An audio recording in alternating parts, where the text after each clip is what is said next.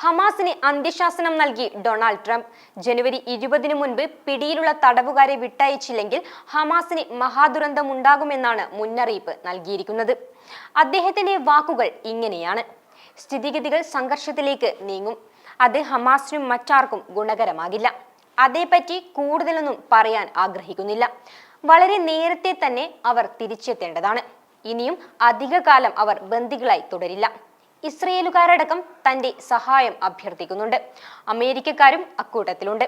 അവരുടെ മാതാപിതാക്കൾ തന്നെ ബന്ധപ്പെടുന്നുണ്ട്. അവരുടെ ശവശരീരമെങ്കിലും തിരിച്ചു കിട്ടുമോ എന്ന് മാത്രമാണ് ചോദിക്കാനുള്ളത്. ചർച്ചകൾ തടസ്സപ്പെടുത്താൻ ആഗ്രഹിക്കുന്നുമില്ല. എന്നാൽ താൻ ചുമതലയേൽക്കുന്നതിനു മുൻപ് കരാറുണ്ടായില്ലെങ്കിൽ സ്ഥിതിഗതികൾ വഷളാകും. ട്രംപ് മുന്നറിയിപ്പ് നൽകിയതാണിത്. ട്രംപിന്റെ ഈ മുന്നറിയിപ്പ് ലോക നേതാക്കൾക്കിടയിൽ വേഗത്തിൽ പ്രതികരണങ്ങൾക്ക് ഇടയാക്കിയിരിക്കുകയാണ്. പലരും ഇസ്രായേൽ പാലസ്തീൻ സമാധാന ചർച്ചകൾക്ക് ഇടപെടാനാണ് ആഹ്വാനം. UN ഉൾപ്പെടെയുള്ള അന്താരാഷ്ട്ര സംഘടനകൾ ഈ വിഷയത്തിൽ സമാധാനപരമായ പരിഹാരം കാണേണ്ടത് അനിവാര്യമാണെന്നും ചൂണ്ടിക്കാട്ടി. ട്രംപ് അധികാരം ഏറ്റെടുത്തു കഴിഞ്ഞാൽ നടക്കാൻ പോകുന്ന കാര്യങ്ങൾ വേറെ ലെവലായിരിക്കുമെന്നതിന്റെ സൂചന മാത്രമാണ് ഈ മുന്നറിയിപ്പ്. ഹമാസിനെ കരുതിയിരിക്കണം. നെതന്യാഹുവും ട്രംപും ഒറ്റക്കെട്ടായി നിങ്ങളെ നേരിട്ടാൽ അത് നിങ്ങൾക്ക് താങ്ങില്ല. ഇസ്രായേലിന് ശക്തമായ പിന്തുണ നൽകുന്ന നേതാവാണ് ഡൊണാൾഡ് ട്രംപ്. 2017-ൽ പ്രസിഡന്റാകുമ്പോൾ അദ്ദേഹം ജെറുസലേമിനെ ഇസ്രായേലിന്റെ തലസ്ഥാനമായി അംഗീകരിക്കുകയും അമേരിക്കൻ എംബസി അവിടെ മാറ്റുകയും ചെയ്തു. ട്രംപിന്റെ ഇപ്പോഴത്തെ പ്രസ്താവന ഇസ്രായേലിന്റെ സുരക്ഷാ താൽപര്യങ്ങളെ മുൻനിർത്തിയുള്ളതാണെന്നാണ് വിലയിരുത്തൽ. പാലസ്തീൻ ഭൂപ്രദേശമായ ഗാസയിൽ പ്രാബല്യമുള്ള ഒരു സായുധ സംഘടനയായ ഹമാസിനെ അമേരിക്ക ഉൾപ്പെടെ പല രാജ്യങ്ങളും തീവ്രവാദ സംഘടനയായി പ്രഖ്യാപിച്ചിട്ടുള്ളതാണ്.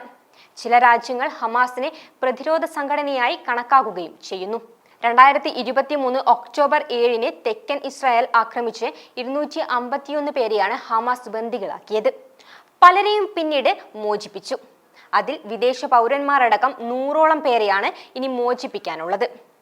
ഹമാസ് ആയുധം വെച്ച് കീഴടങ്ങുകയും ശേഷിക്കുന്ന ബന്ദികളെ മോചിപ്പിക്കുകയും ചെയ്താൽ തൊട്ടടുത്ത ദിവസം യുദ്ധം നിർത്താമെന്ന് ഇസ്രായേൽ പ്രധാനമന്ത്രി ബെഞ്ചമിൻ നെതന്യാഹു നേരത്തെ പറഞ്ഞിരുന്നു.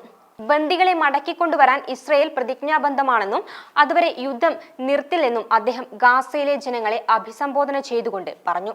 ബന്ദികളെ കൈമാറിയാൽ ശേഷിക്കുന്ന ഹമാസുകാർക്ക് ജീവൻ നഷ്ടപ്പെടില്ലെന്നും മറിച്ച് അവരെ മുറിവേൽപ്പിക്കുന്നവരെ വേട്ടയാടുമെന്ന മുന്നറിയിപ്പും നെതന്യാഹു നൽകിയിരുന്നു.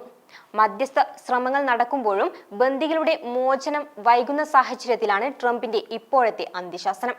കൂടാതെ പ്രധാനമന്ത്രി സ്ഥാനത്തു നിന്ന് ജസ്റ്റിൻ ട്രൂഡോ രാജിവെച്ചതിനു പിന്നാലെ കാനഡയെ US-ന്റെ 51ാമത് സംസ്ഥാനമാക്കുമെന്ന വാഗ്ദാനവുമായി നിയുക്ത പ്രസിഡന്റ് ഡൊണാൾഡ് ട്രംപ് രംഗത്തെത്തിയിരുന്നു.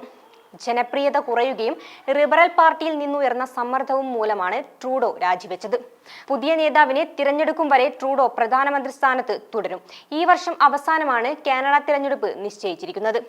ട്രൂഡോയുമായി ഒട്ടും മികച്ച ബന്ധമല്ല ട്രംപിനുള്ളത്. നവംബറിലെ തിരഞ്ഞെടുപ്പിന് പിറ്റേന്ന് ജയിച്ചു എന്ന ഫലം പുറത്തു വന്നതിനു പിന്നാലെ കാനഡയെ US-ന്റെ 51ാമത് സംസ്ഥാനമാക്കുമെന്നതിനെ കുറിച്ച് ട്രംപ് സംസാരിച്ചിരുന്നു. പലവട്ടം സമൂഹ മാധ്യമങ്ങളിലൂടെ ട്രംപ് ഇത് ആവർത്തിക്കുകയും ചെയ്തു.